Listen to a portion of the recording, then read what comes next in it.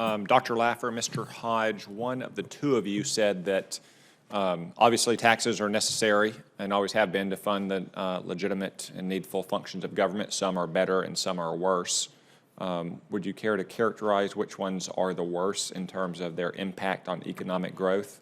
What alternatives might be and whether they're politically feasible? Yeah, in fact, the OECD, economists at the OECD have looked at this in a very interesting study a few years ago. They found that corporate income taxes and taxes on capital are the most harmful taxes for economic growth, followed by taxes on income, followed by taxes on consumption, and finally taxes on property. And why is that? It all has to do with the mobility of the factor in the economy. Capital is the most mobile factor in the economy, thus the most sensitive to high tax rates. And then you see that with our corporate tax system. Income taxes are slightly less sensitive because people are less mobile. I can't follow my employer to Ireland to take advantage of that 12.5% corporate tax rate. And obviously property tax, you can't move property, so it's less sensitive to tax policy. So keeping that in mind should guide our tax reform measures as we go about trying to reform the tax system. And that's why things like full expensing are such a powerful engine for growth, is because it's reducing the cost of capital. Dr. Laffer? I totally agree. Corporate and personal income taxes are key. I would rank the order the other way around. The literature has a great deal to say on this, and progressive income taxes are killers. The more successful you are, the higher the rate you pay, which really teaches you how to change where you live, where you report, how you report. If you're facing a 50% marginal income tax rate, you're going to spend 50% of your time trying to reduce your tax bill rather than trying to earn more income. It's just simple math. And the literature is unambiguous that the income taxes, corporate and personal, are the key drivers, and progressive taxes are much worse than flat taxes. Which it sounds like you were saying to Senator Klobuchar is revealed in some of your research about people moving from higher tax states to lower tax states. Well, I've just finished my book, which is The Wealth of States, which about 430 pages of combining all the literature on and all the data on states. As you all know, I do rich states, poor states every single year, have done it forever. We look at all of these and re-rank them, and it's unambiguous how important taxes are for movement of people, movement of jobs, and prosperity. If you don't believe me, look at West Virginia, unfortunately. Dr. Bernstein, so the hierarchy we just heard from Mr. Hodge and Dr. Laffer, capital, income, consumption, property. Would you care to reflect on that? Yeah, I'm much less moved by all of the discussion on how responsive capital income is to these changes. I think the evidentiary record is quite different than has been represented. So if you look at the relationship between real investment and changes in capital tax rates, there's just nothing there. So I think that they're very much exaggerating that. If I may say, where I think I would answer your question, where I'd make a change is on the estate inheritance side of the code. And actually, Art might agree with me with this. The extent to which we favor inherited income, step-up basis, I'm sure you're familiar with, step-up basis is a huge waste of money, and it's also an economic distortion because it creates a lock-in effect. So that's where I'd start. Mr. Hodge, you look like you wanted to respond. Well, I kind of find it interesting that when people say that they're unmoved by the taxes on capital and what effect that'll have, then people complain about profit shifting of U.S. companies out of the United States to lower tax jurisdictions. The reason we have profit shifting, and we've seen economists such as Kim Clausing demonstrate that about a third of our corporate tax base is being moved out of the U.S. because of our high corporate tax rate.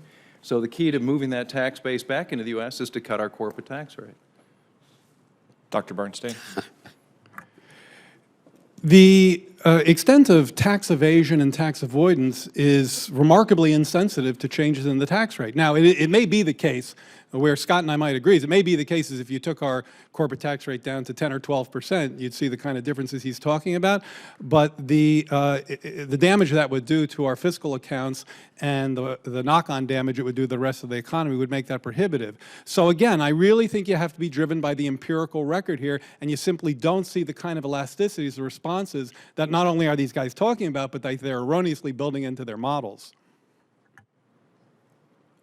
Do you have anything to say about the distribution of Dr. Lafford and Mr. Hodges' hierarchy Yeah. of I capital think that there, income I consumption? agree with them, and I think there's wide bipartisan agreement, and again, this agrees a little bit with what Scott just said, that the corporate side of the code is a mess, and that our statutory rate is uncompetitively high. I think the difference between us is that I recognize that very few corporations in the multinational space pay anything like that.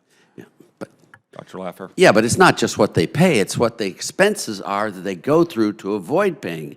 And what I've done here on this is that shown that there are huge expenses that companies pay, but that don't get collected by the government in tax revenues. What we want to do, and what my paper that I read in the record does, is try to eliminate or reduce the difference between the cost to the company and what the actual government collects.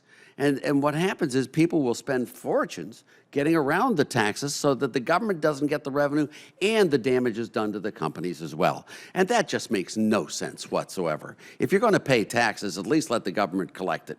But that's not what these tax codes, and if I can say, Jared, I mean, very seriously, the complexity of these tax codes and all of this stuff you're talking about is just disastrous. And you use Kansas as the example, which is really unfair because I've done the response to the IBD response. You know those numbers. Look at North Carolina, look at Indiana, look at these states that have done major tax reform. Look at Texas versus California. Look at Florida versus New York. Look at Tennessee versus Kentucky. Look at any of these states. For goodness sakes, the evidence couldn't be more obvious. Now- And it takes, I mean, sophistry of the worst example to be able to try to convolute these results into something that goes in the opposite direction. Well, let me It makes no, now, let me finish first. Sorry. I mean, you cannot tax an economy into prosperity. You just plain can't. Everyone knows that from first grade on. And the Tax Foundation has done wonderful work on this. I would just disagree with them that they're not quite as strong a results as I think they really are. But hey, I love you. But it's just silly to argue that taxes don't matter. They matter and matter a lot, and everyone knows that. Everyone who's been in business knows that. Thank you for, if I may quickly. Well, Anytime. we have the luxury of more time here. I mean, Well, I'm having fun, and I have the floor until someone else comes in. Senator Cotton and I are Yeah. having So a great time. and Dr. Bernstein, He's still on the floor, and he's going to give you some time. Well, I appreciate the opportunity because I think there actually is some common views here that I'd like to amplify, and I suspect you share them, Senator, which is that the problems with the corporate side of the code that were just described by Art strike me as spot on. And the expenses that businesses have to go to bend themselves into a pretzel, I mean, last I looked, GE, which I don't think makes tax law, has something like 1,000 tax lawyers on staff. And just like Mr. Grosbauer was saying, you know, that's inefficient. That said, it's not that the politicians and the people on this panel disagree with broadening the base and lowering the corporate rate. It's all of the industries and their lobbyists who would get dinged because, let's face it, if you're going to do tax revenue neutral corporate tax reform, and that's the lowest bar, I think we need more revenue, you're going to have winners and losers, and the losers don't like it. We can sit around all day and agree. Secondly, look, Art and I have a fundamental factual disagreement on the state-based evidence. We're not going to hash it out here, but I'd be happy to submit evidence to the committee in very much support of states that have, in fact, raised their taxes, are doing a lot better than states that have lowered them, and vice versa. It goes both ways. Well, the committee, I can tell you, would welcome both of you submitting that. That's what we're here. We're not the Joint Tax Committee, but we're the Joint Economic Committee, but we do have a tax component. So we would appreciate all the information either one of you can give us. Senator Cotton, you take whatever time I'll you keep need. rolling if Yeah. no one else comes in. Dr. Bernstein, what about the fairness of that hierarchy? So here at capital and income, rich people tend to have more of that than poor people. Consumption is a higher percentage of poor people's income than it is for rich people. And property has a smaller variance, either a small single-family home to a billionaire's home who can only have a certain number of square feet and bathrooms and car garages and all the rest. But income can be infinite. Do you have concerns that the hierarchy that Dr. Laffer and Mr. Hodge have laid out is not fair? Well, I think that it's a good question because I think they were largely answering questions vis-a-vis growth in their hierarchy. And I think that when we talk about fairness or distribution, I do think you probably have to flip that hierarchy considerably. The fact that capital income is largely concentrated among the wealthy, the ownership therein, and that it's taxed at a privileged rate builds in a level of unfairness or regressivity into a tax code. Now, broadly, our tax code is progressive, but that's on the income side. If you actually look at the benefits of favorable treatment of capital-based income, they flow exclusively to the top 20%, and within the top 20% to the top 10, 5, 1%. So that is a regressive problem. And Dr. Laffer or Mr. Hodge, would you care to respond? Do you want to go first? Go ahead. Yeah, well, one of the challenges of tax reform is that what's politically popular, and that is tax cuts for individuals, is not really the biggest driver of economic growth. And what's not politically popular, and that is cutting capital taxes, is the biggest driver. So you have this sort of, I think, conflict there between politics and good economics. And somehow trying to balance that is one of the challenges of fundamental tax reform. Yeah, let me, if I can, just say on the income distribution and what's going on, high tax rates are not paid by the top 1% of income earners. End of discussion. If you look at the effective tax rate in the top 1%, it's flat all the way across with statutory rates going up and down and all over the place. They find exemptions, loopholes. That's why I use the Warren Buffett example. It's a perfect example of how you get around your taxes and how he personally has gotten around his taxes, all legal. When you look at the migration of income from high-income tax states to low-income tax states, the wealthy move from California to Texas, they do. All of that, you can see how money walks, or in my book, The Wealth of States, we've documented IRS data from the beginning of time. If you look at estate taxes, those estate taxes filed in states that don't have an estate tax and those that do have an estate tax, they're 3 times as much in a state that does not have an estate tax than they are in states that have estate taxes, and the size of them are twice as large. People really like their own money, and I will go to great lengths to get around it. It's pure and simple common sense. And that's what they do. And Jared, all your talk notwithstanding, if you look at North Carolina, we cut the highest tax rate by 2.5 percentage points. We cut the welfare generosity variables. We cut the eligibility. And now look at North Carolina. Huge surpluses going there and prosperous, and all the boycotts have been gone there a long time. And that's McCrory, as you know. If you look at the other states, Indiana, your state, look at what's happened with Mike Pence and before Mike, whatchamacallit, Mitch Daniels. Mitch Daniels. I mean, it's great. Look what happened with right to work when the states there. If you look at these states, that's the way it's going. Look at right to work states growth versus non-right to work states growth. You can see it clearly. You can see it with income taxes. Jared, I just don't know where you're getting your evidence because the academic literature is replete with the examples I'm describing. I could send you hundreds and hundreds of articles that show this. Now, they show it in different ways, different magnitudes, but no one thinks that raising tax rates increases growth. I feel like the moderator at a debate, presidential Jared's a good debate friend, here. but he's wrong on You that. have raised Dr. Bernstein's name again, and he has 30 seconds to respond. Well, thank you. I thank Could you. And somebody, look, could art somebody pick doesn't- on me, please? I'm sorry? Could somebody pick on me, please? I think I can arrange that, Scott. Art doesn't want to talk about Kansas. Art was instrumental in nudging Kansas to embrace the kind of supply-side tax cuts he's been arguing are absolutely, unequivocally associated with higher growth. He predicted, quote, an immediate and lasting boost to the Kansas economy. Not only has the budget there been seriously underfunded, the state's education system is in trouble there. It's widely recognized that the tax cuts were the reason for that.